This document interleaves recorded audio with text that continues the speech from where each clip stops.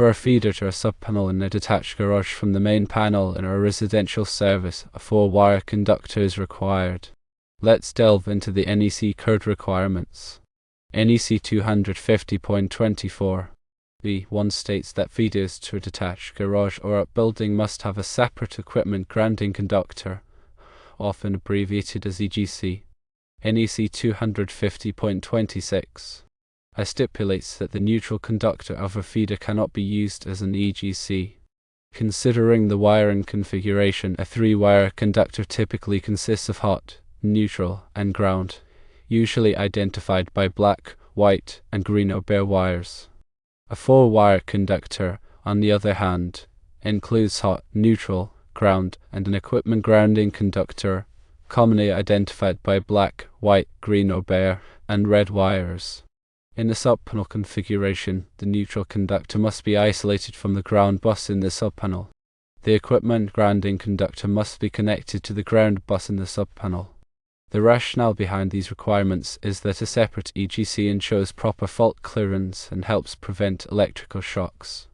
Isolating the neutral from the ground in the subpanel prevents ground faults from causing overcurrent trips. There are some additional considerations. Firstly, the subpanel should be rated for the same amperage as the feeder. Secondly, a ground rod or electrode is required at the garage to establish a local ground reference.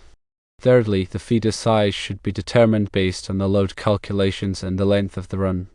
To elaborate further on grounding and bonding, let's discuss the essential differences and functions they serve in electrical systems.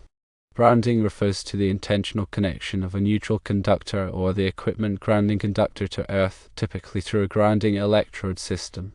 This system usually consists of ground rods, ground plates, or connections to a metallic water pipe. The primary purpose of grounding is to provide a low impedance path for fault current to return to the source, which helps to trip the overcurrent protective device such as a circuit breaker or fuse, thereby minimizing the risk of electrical shock and fire hazards. Bonding, conversely, involves connecting all non-current carrying metallic parts of an electrical system together to create an electrically conductive path. This includes items such as metal enclosures, conduit, junction boxes, and equipment frames. The purpose of bonding is to ensure that all these metallic parts are at the same electrical potential. This minimizes voltage differences that could cause electrical shock if a person comes into contact with two different metallic parts simultaneously. In a subpanel, the separation of the neutral and ground is crucial for safety and proper operation. In the main service panel, the neutral and ground are bonded together, creating a single point where the neutral conductor is connected to the grounding electrode system. However, in a subpanel, this bond must be removed. The neutral conductor remains isolated from the subpanel enclosure, and the ground conductor is connected to the enclosure and any other metallic parts. This separation prevents neutral current from flowing through the ground path, which could create unwanted voltage on metallic parts and increase the risk of electrical shock. Let's delve into the specifics of selecting the correct wire size and overcurrent protection for the feeder to the garage subpanel. This process involves calculating the total load that the subpanel will supply, considering both the continuous and non-continuous loads. Continuous loads are those that are expected to operate for 3 hours or more at a time, while non-continuous loads are those that operate for shorter durations. According to the NEC, continuous loads must be multiplied by 125% when determining the required ampacity of the feeder conductors and the rating of the overcurrent protection device. To illustrate, let's assume the garage subpanel will supply the following loads. Firstly, general lighting with an estimated load of 1000 volt amps. Secondly, receptacle outlets with an estimated load of 1500 volt amps. Thirdly, a space heater rated at 1500 watts, which is a continuous load.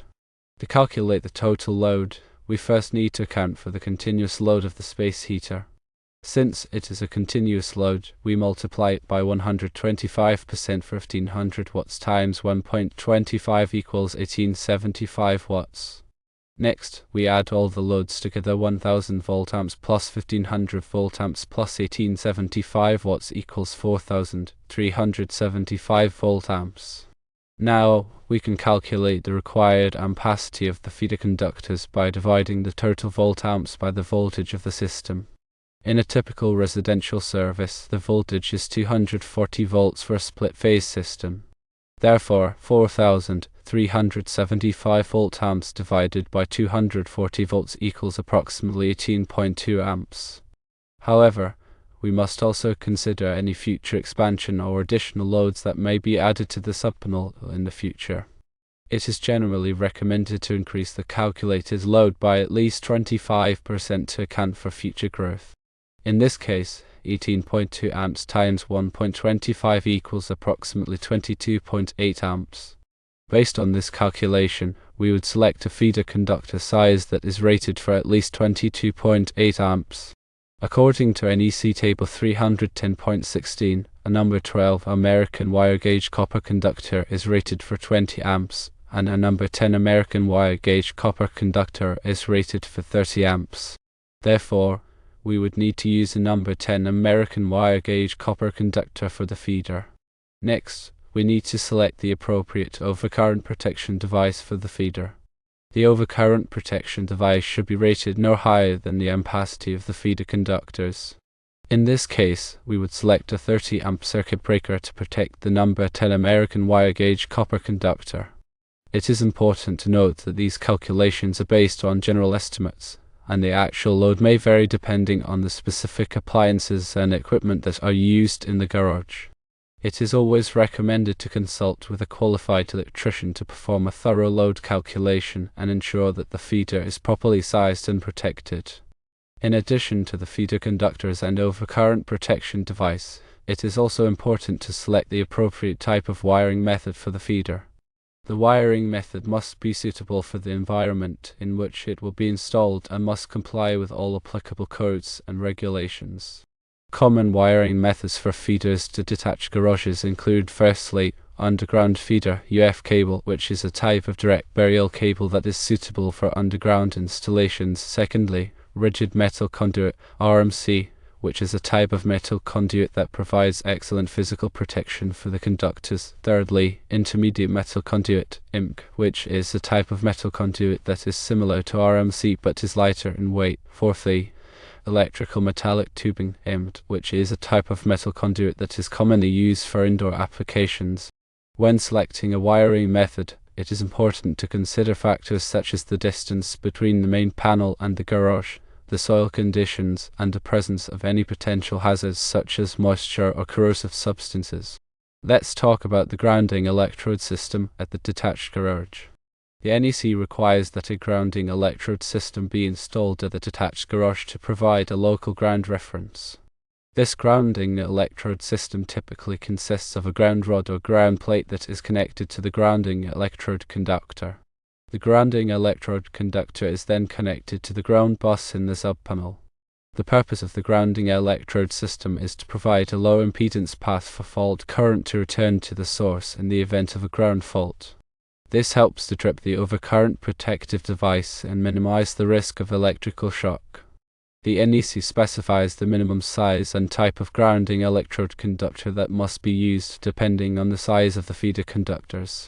For example, if the feeder conductors are number 10 American wire gauge copper, the grounding electrode conductor must be at least number 8 American wire gauge copper. The ground rod or ground plate must be installed in accordance with NEC requirements.